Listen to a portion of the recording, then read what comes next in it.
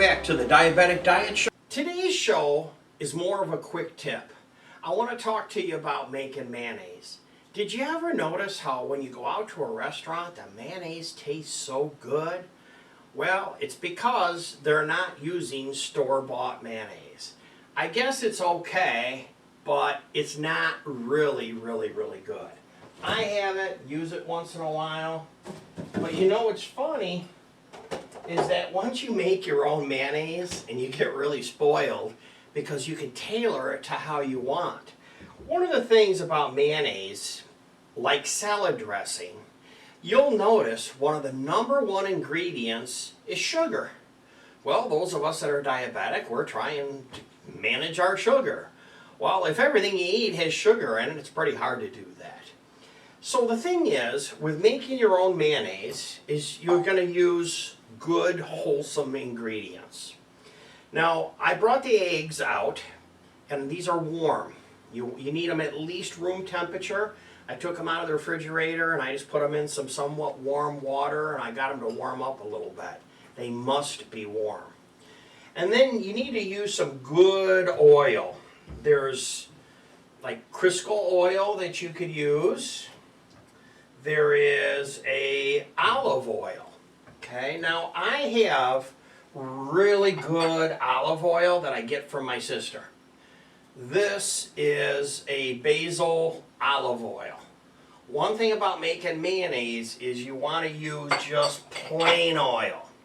So this is a bottle of oil that I bought from the grocery store.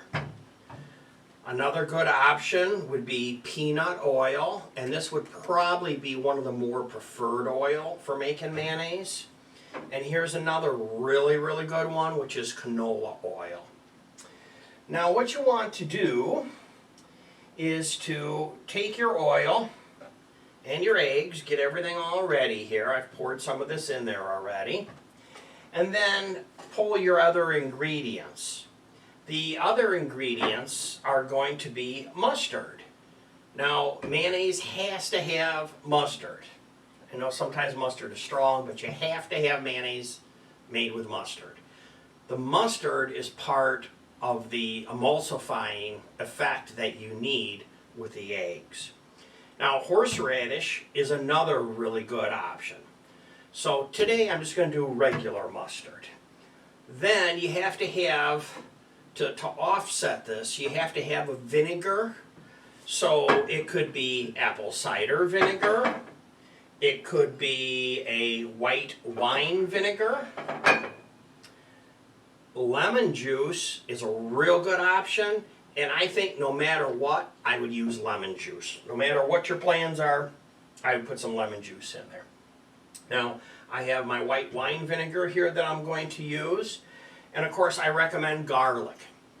This is just a little bottle that I buy from the grocery store, and this is going to be roasted garlic. So this is not going to be bitter. This is not going to be like raw garlic. This is going to be roasted sweet garlic. So I would recommend this. So in order to make this, what we need to do is to simply break our egg in here. Now, some people make this with the yolk only. So that's a point of discussion. You may or may not use the whites of the egg. Some people say you need the yolk only so that you don't break it. When you break it, it looks like cottage cheese, in which case you have to put some more oil in it and you have to slowly whip it again.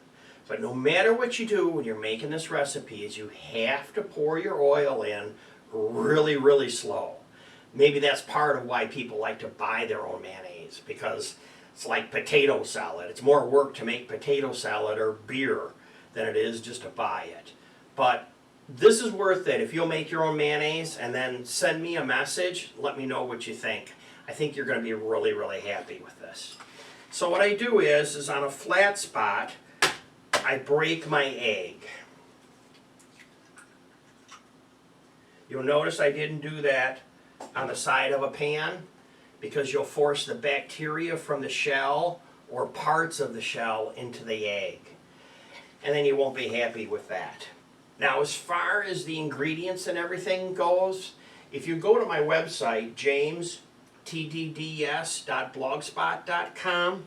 You'll find over there that I have the ingredients and the list of all that. And of course, while I'm thinking of it, I'm trying to get my first 1,000 subscribers. So if you'd help me out with that, I'd appreciate it. Down in the lower right hand corner right now is a little red button that says subscribe. So if you'd click that, and then to get notified for when I drop new videos, there's a bell button. If you hit that, you'll get a message that I have a new video. So what I want to do now is I want to put the mustard all over my finger like this. Makes it hard to shoot a show. Fortunately, I have a paper towel handy. See, I'm not a chef. I'm just a cook. So I'm just like you, and I'm just trying to make this and figure all this stuff out. But you know, if you'll have a little bit of fun with it and you'll enjoy it, the food is just so good when you make it yourself. All the years I spent eating TV dinners and cooking out, and all I did was put on weight. I've lost over 50 pounds in the last umpteen months just by eating right, or umpteen years, I guess I should say. Here we go. Let's put a little bit of mustard in. You don't need a real lot, but you do have to have the mustard, and if it does crack and it gets crazy on you, you're going to have to put in more mustard. Okay, and then my vinegar and my lemon juice. I'm just using a cap and putting in a little bit of that. What I love is when I try to shoot videos late at night and I have trouble dropping cap in there and stuff. Yeah, we'll just put this in the blooper reel, which is basically my whole show. Alright, and then vinegar. I'm not going to use a lot of vinegar since I use the lemon juice. And you can always add more of this stuff later. This you have to shake a little bit to break it loose.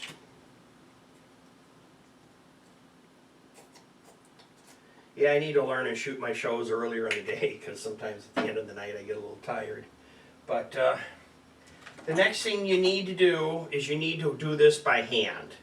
So unfortunately, you have to whip this a lot. Now I do have the electric mixer, which I'm going to use in a minute, but you do have to start this by hand.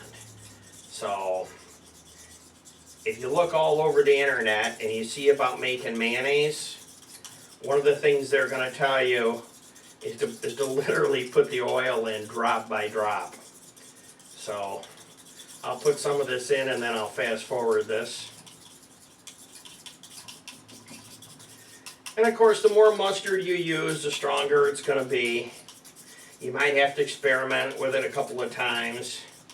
What's nice is you're using inexpensive ingredients. You're not killing any filet mignon. So just keep putting in oil, just keep whipping.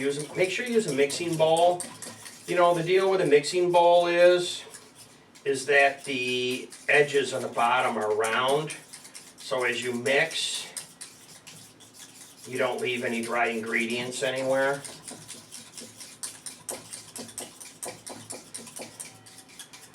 I made a cake for the first time in a long time for Thanksgiving. And I had to use my mixing bowls. Had to take them out. It was the first time that I used the handheld mixer in, I don't know, like 5 years or something. It's just crazy how long it's been since I used a mixer. I just don't bake cookies and things like that. Now I have that started, so now I'll go to the mixers. A few minutes ago when I plugged it in, turned it on, you always try it in the air like this to make sure it's good. I turned it on and one of them went flying. Lucky Barb wasn't over there. Wouldn't want her to get hit in the side of the head with a mixer. There we go. We're just going to mix this up, and before you know it, this will be mayonnaise.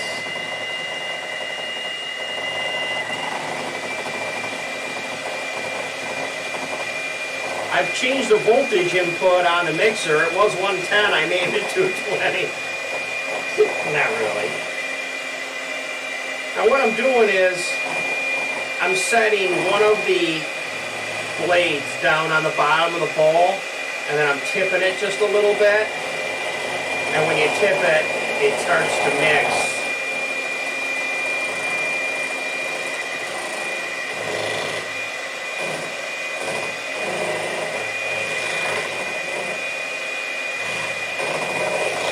some reason you do this wrong, you can always change what you're doing. So let's say, for example, you put too much of one ingredient in there and it's just not working right. Well, that's a pretty easy solution. All you have to do, pull out your stuff out of here, take your egg, break an egg, throw another one in. And whenever you have a problem like this and you're making something, you just add more ingredients. If it's too wet, you put in more dry ingredients. If it's too wet, you put in more wet. You need too much dry. Just whatever you need, you just put in more of that ingredient. So here we go. I got more egg in here. And I'm going to mix this.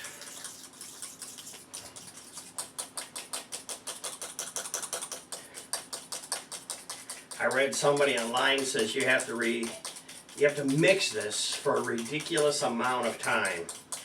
You know, like if you'll stand here for a half an hour mixing this, you will come up with really good, light, fluffy mayonnaise. Well, I'm going to keep mixing this, so I probably should say goodnight to all of you. I'm just going to give it a little quick taste before you go so I can give you a review on it. It's nice and thick. Wow, is that good. Now also, some people will say, I don't like to use raw egg. Well, in the same section where you buy eggs, you can also buy pasteurized eggs. So if you'll use the pasteurized eggs, then you don't have to worry about that. And if you elect not to use the whites, you know, you'll just strain them out. Like if you're going to bake something and you have to strain them out in your hand, put it in and just catch the yolk and over something, let the whites run out, and then just put the yolk in your mix. So, well, I've got my mayonnaise, and of course I'm only going to keep it for a week. That's my rule of thumb, week, 10 days, and then I pitch whatever I've made and I make stuff all brand new, just like my salad dressings and stuff like that. So thanks for watching. We'll see you next time. Goodbye for now.